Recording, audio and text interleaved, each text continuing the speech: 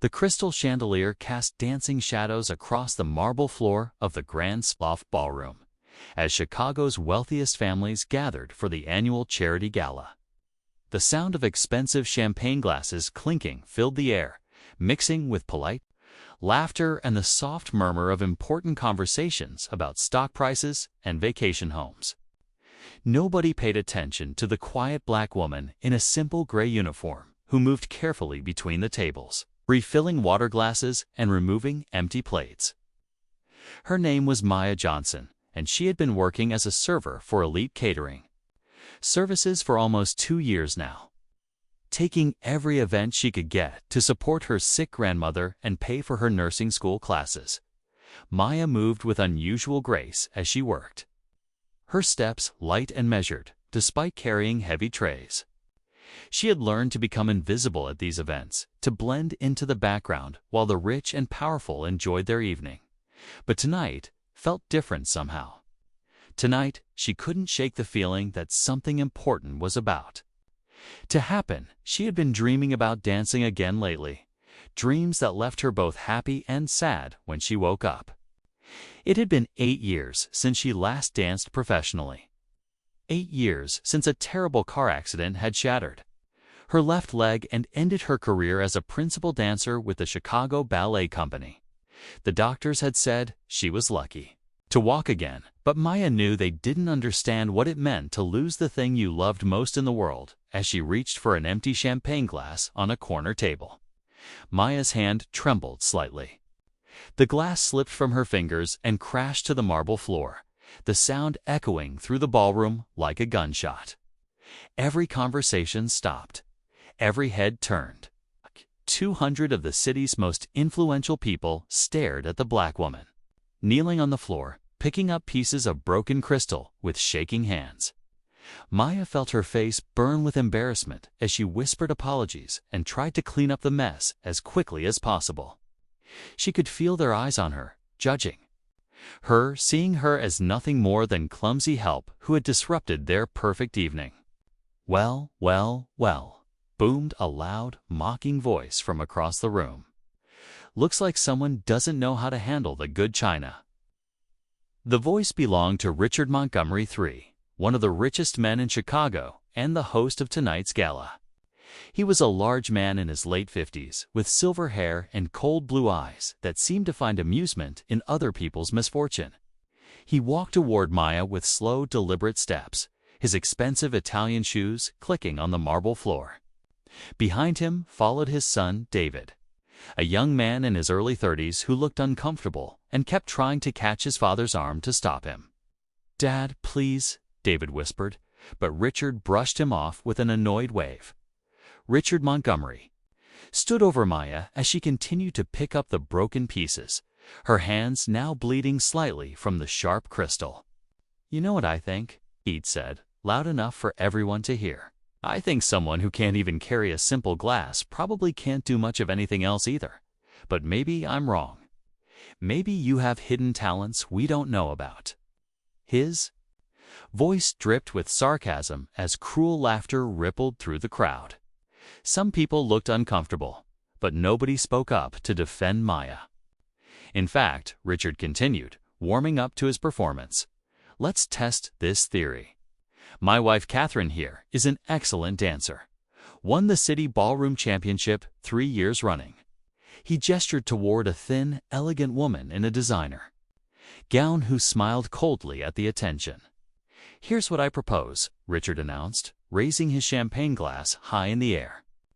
"If this young lady can dance a waltz better than my wife Catherine, I'll do something truly shocking. I'll let her marry my son David right here, right now. Can you imagine?" The heir to the Montgomery fortune married to the help. The crowd erupted in laughter, the sound bouncing off the walls like a pack of wolves howling. Maya felt tears sting her eyes as she finally stood up, her hands full of broken glass and her dignity in pieces on the floor. This was the kind of humiliation she had learned to expect from people like Richard Montgomery. People who saw her skin color and her job and decided she was worth nothing more than their entertainment. But as Maya looked around the room at all, Those laughing faces, something deep inside her began to change. She thought about her grandmother, who had worked as a maid for 60 years and never let anyone make her feel small. She thought about her years of training, the thousands of hours she had spent perfecting her art before the accident took it all away. She thought about the physical therapy, the pain, the slow journey back to being able to walk normally. Most importantly, she thought about the dreams she had been having. Dreams where she danced again with all the passion and skill that once made her one of the most promising young dancers in the country. Maya set down the pieces of broken glass on a nearby table and wiped the blood from her hands on her apron. Then she looked directly at Richard Montgomery with steady, calm eyes. "I accept your challenge," Maya said in a clear, strong voice that cut through the laughter like a knife. The room fell completely silent. Even the orchestra stopped playing, confused by this unexpected turn of events. Richard blinked several times, his smile faltering as he realized this wasn't going according to his plan. He had expected her to run away in shame, not stand up to him in front of all these people. "What did you say?" he asked, his voice less confident now. "I said I accept," Maya repeated. And this time, there was something in her voice that made several people in the crowd shift uncomfortably. "But when I dance better than your wife, and I will, you'll keep your word about the marriage. And you'll also do something else for me." Richard's face turned red with anger and embarrassment. This was supposed to be easy entertainment at the expense of someone who couldn't fight back. But now this woman was making demands like she had any power in this situation. "Oh, you want to make conditions now?" he sneered. "Fine, amuse me. What else do you want besides marrying into my family?" Maya took a deep breath, knowing that what she was about to say would change everything. "When I win, I want you to apologize to me in front of all these people. I want you to admit that. You judged me based on the color of my skin and my job, and that you were wrong. I want you to show the same respect you would show to anyone else in this room." The tension in the ballroom was thick enough to cut with a knife. Some guests whispered nervously among themselves, realizing that this had become much more serious than they had expected. Richard laughed, but it sounded forced and hollow now. "You've got nerve, I'll give you that," he said. "All right, I accept your terms. But when you make a fool of yourself, and you will, you'll leave here without a job and without any dignity left." What Richard Montgomery didn't know was that he was about to face not just a woman who served drinks and cleaned tables, but someone who had once been called the most naturally gifted dancer of her generation. Maya had kept her past secret. For 8 years, working humble jobs to survive while the dance world moved on without her. But tonight, in this room full of people who thought they were better than her, she was ready to show them exactly who she really was. Catherine Montgomery stepped onto the dance floor with the confidence of someone who had never been told she couldn't do something because of who she was. She was a skilled social dancer, the kind who learned at expensive clubs with private instructors and won trophies at charity events where the competition was friendly and the stakes were low. She moved well for an amateur, executing basic waltz steps with proper form and a gracious smile. The crowd applauded politely as she demonstrated a few turns and dips, clearly pleased with her performance. "Lovely as always, darling," Richard called out, his confidence returning as he watched his wife dance. To him, this was still just a game, and he was sure he was about to win. Meanwhile, Maya stood quietly at the edge of the dance floor, but inside, her mind was racing back through time. She was remembering her first dance teacher, Miss Alina, who had seen something special in a shy 10-year-old girl from the South Side, and convinced her mother to let her take classes for free. She remembered years of training, of bleeding feet and aching muscles, of sacrificing everything normal about childhood to pursue perfection. She remembered her first professional performance, the way the audience had gasped when she leaped across. The stage, the reviews that called her a force of nature and poetry in motion.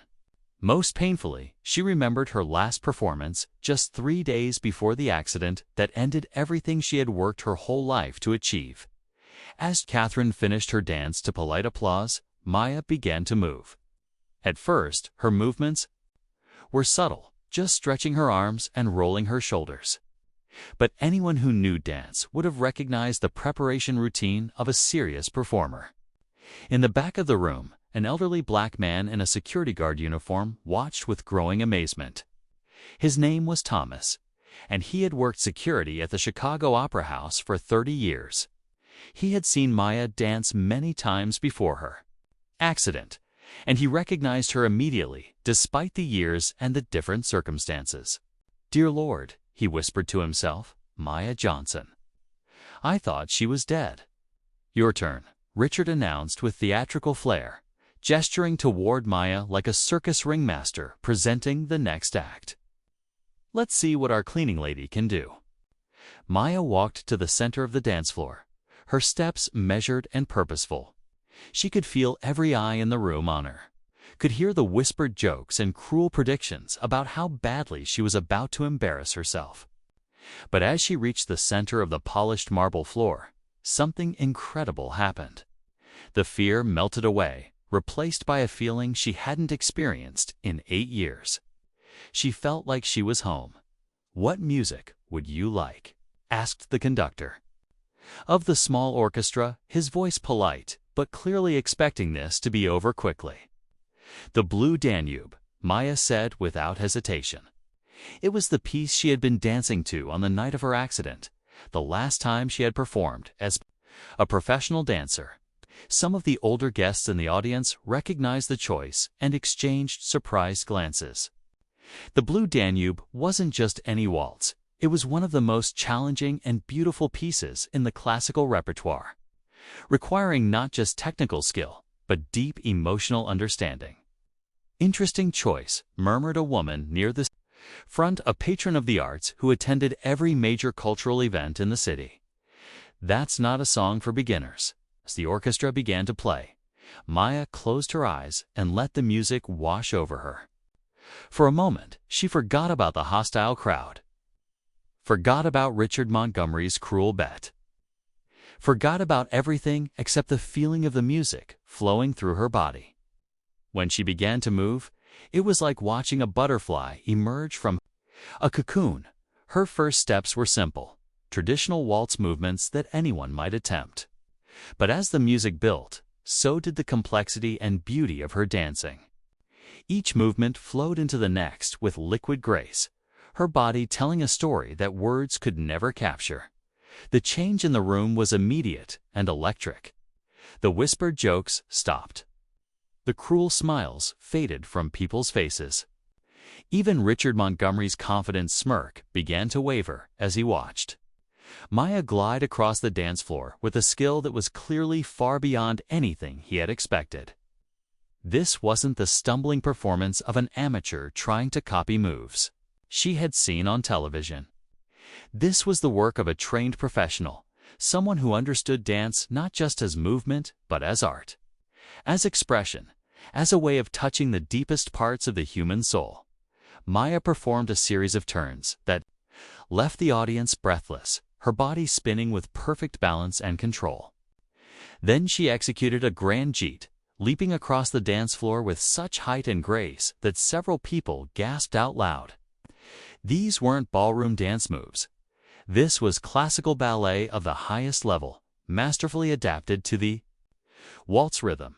Thomas, the security guard who recognized her, began to cry as he watched his former favorite performer reclaim her place in the world.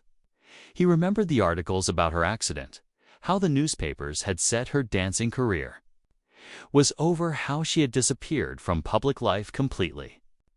But here she was, proving that some things are too powerful to be destroyed, even by tragedy. As the music reached its climax, Maya performed the signature sequence that had once made her famous, a combination of movements she had created herself, a unique fusion of classical techniques that no other dancer could replicate. It was in that moment that recognition began to dawn on some of the older audience members, patrons of the arts, who had attended her performances years ago. "Wait," whispered the woman near the front, her voice filled with shock. "Those moves. I know those moves. That's Maya Johnson. The Maya Johnson from the Chicago Ballet. But she's supposed to be." She couldn't finish the sentence, too amazed to speak. The music began to slow toward its gentle ending, and Maya's movements became softer, more intimate, as if she were sharing her deepest secrets with the room. She finished in a pose that was both powerful and vulnerable, her arms reaching toward the sky, her face lifted with dignity and strength, her breathing controlled despite the intensity of her performance. The silence that followed was the kind that occurs when an audience witnesses something truly extraordinary, something that changes their understanding of what is possible. Then, slowly, one person began to applaud, then another. Within moments, the entire ballroom was on its feet, clapping with an intensity that made the crystal chandeliers shake. "Bravo!" someone shouted from the back. "Magnificent!" called another. Even Catherine Montgomery was applauding, her competitive jealousy forgotten in the face of such incredible artistry. Richard Montgomery stood frozen in place, his face pale as he realized that he had not only lost his cruel bet, but had been completely humiliated in front of every important person in Chicago. David Montgomery, Richard's son, stepped forward with tears in his eyes. Unlike his father, he had the sensitivity to recognize that he had just witnessed something beautiful and rare. "That was incredible," he said to Maya, his voice full of genuine admiration. "I had no idea. ... Who are you really?" Maya smiled, still catching her breath from her performance. "My name is Maya Johnson," she said. "I used to dance with the Chicago Ballet Company before an accident ended my career 8 years ago. Tonight is the first time I've performed in public since then." The revelation sent shockwaves through the crowd. People began pulling out their phones, searching for articles about Maya Johnson, finding old reviews and photos from her dancing days. The headlines told a tragic story. Rising star's career cut short by tragic accident. Ballet world mourns loss of promising young dancer Maya Johnson. Where is she now? But here she was, proving that reports of her artistic death had been greatly exaggerated. Richard Montgomery found himself in an impossible situation. He had made his bet publicly, in front of 200 witnesses, many of whom had recorded his words on their phones. He had promised his son in marriage to whoever could outdance his wife, never imagining that anyone could actually do it. Now he was faced with a woman who had not only met his challenge, but had exceeded it in ways he never thought possible. The room was watching him expectantly, waiting to see if he would keep his word or reveal himself to be the kind of man who made promises he never intended to honor. "Well," said Maya, walking slowly toward Richard with the same dignity she had shown throughout her performance, "I believe you made me a promise. 2 promises, actually." The room was dead silent, everyone hanging on every word. Richard's face cycled through several expressions: anger, embarrassment, calculation, and finally something that might have been respect. He looked around at all the faces watching him, at his son David, who was looking at him with disappointment, at his wife Catherine, who was shaking her head in disgust at his behavior. "You're right," Richard said finally, his voice much quieter than before. "I did make you promises, and a Montgomery always keeps his word." He turned to face the crowd, his shoulders slumped in defeat. "Ladies and gentlemen, I owe this woman an apology. I judged Maya Johnson based on her job and the color of her skin, and I was completely wrong. She has shown grace, talent, and dignity that puts many of us to shame, myself included. I'm sorry, Maya. You deserved better from me and from all of us." The apology sent another ripple through the crowd, many of whom had never seen Richard Montgomery admit he was wrong about anything. But Maya wasn't finished yet. And the other promise?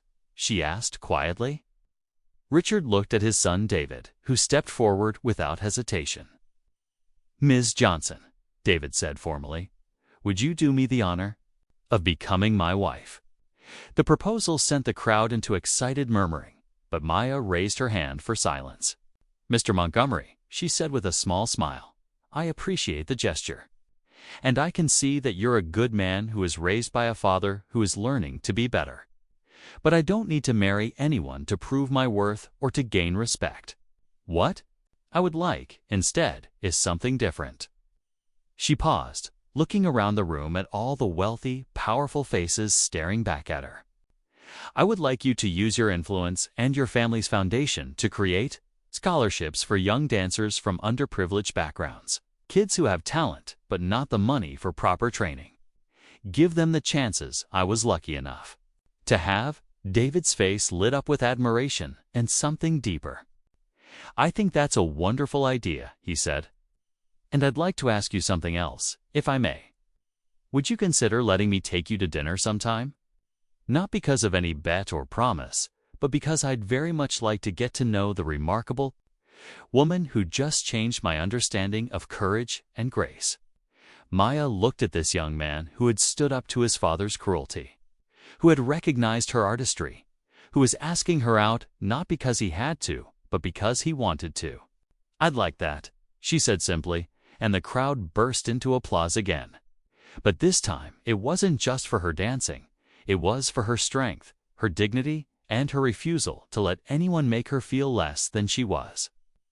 As the evening continued, Maya found herself surrounded by people who wanted to talk to her, to hear her story, to apologize for their initial assumptions.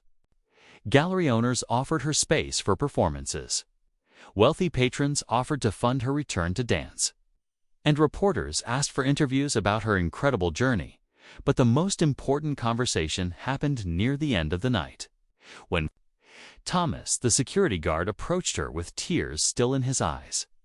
"Miss Maya," he said, "I saw you dance at the Opera House many times before your accident. You were my granddaughter's favorite dancer. She cried for weeks when she heard you'd never perform again, would you? Would you consider teaching? There are so many young dancers who could learn from you.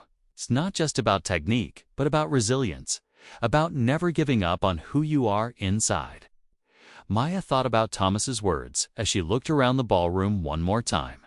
8 years ago, she had thought her story was over, that the accident had taken away everything that mattered. But tonight had taught her that sometimes endings are really beginnings in disguise. Sometimes the thing that breaks you also makes you stronger. Sometimes the people who try to diminish you end up helping you shine brighter than ever before. "Yes," she said to Thomas, her voice full of certainty. "I think I'd like that very much. It's time to share what I've learned, not just about dancing, but about surviving. About finding your way back to yourself even when the world tells you it's impossible." As she spoke, Maya realized that Richard Montgomery's cruel bet had actually given her the greatest gift possible, the chance to reclaim not just her art, but her identity, her dignity, and her place in the world. The story of the night when a millionaire mocked a black maid by saying, "If you dance this waltz, marry my son," spread quickly through social media and news outlets. But it wasn't remembered as a story about cruelty or prejudice. Instead, it became a story about the power of hidden talent, the importance of treating every person with respect, and the incredible strength of the human spirit. Maya Johnson returned to the dance world not as a performer, but as a teacher and choreographer, working with young dancers from all backgrounds and showing them that their dreams were valid no matter where they came from. And David Montgomery, he kept his word about dinner and many dinners after that. Their relationship grew slowly, built on mutual respect, shared values, and a love that had nothing to do with bets or promises and everything to do with recognizing something beautiful in another person. The Montgomery Family Foundation became one of the largest supporters of dance education in the country, and Richard Montgomery humbled by his encounter with Maya, became an advocate for treating all workers with dignity and respect. Years later, when people told the story of that night, they would remember it as the evening when a woman's grace and talent transformed not just herself, but everyone who witnessed her courage. Maya Johnson proved that sometimes the most powerful response to cruelty is simply to show the world who you really are, to stand tall in your truth, and to dance like your life depends on it, because sometimes it does.